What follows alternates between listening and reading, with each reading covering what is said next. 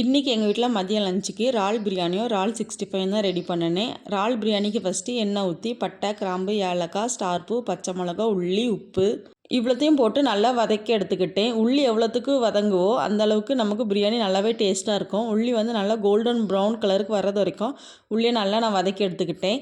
உள்ளி நல்லா வதங்கினோடனே கட் பண்ணி வச்சுருக்க தக்காளியை ஆட் பண்ணிக்கிட்டேன்.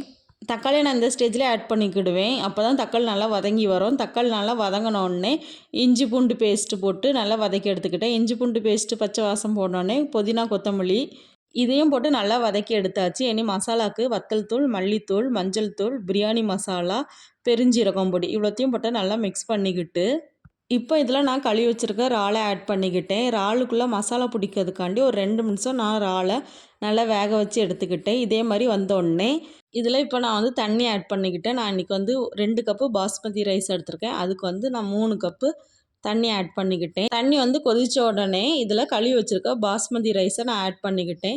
அரிசி ஆட் பண்ணிக்கிட்டு உப்புலாம் கரெக்டாக இருக்கான்னு செக் பண்ணிக்கிட்டு மூடி வச்சு 2 விசில் விட்டு எடுத்துக்கிட்டேன். குக்கர் நல்லா அமைஞ்சோடனே திறந்து பார்த்தோம்னா பிரியாணி நல்லா ரெடி ஆயிட்டு.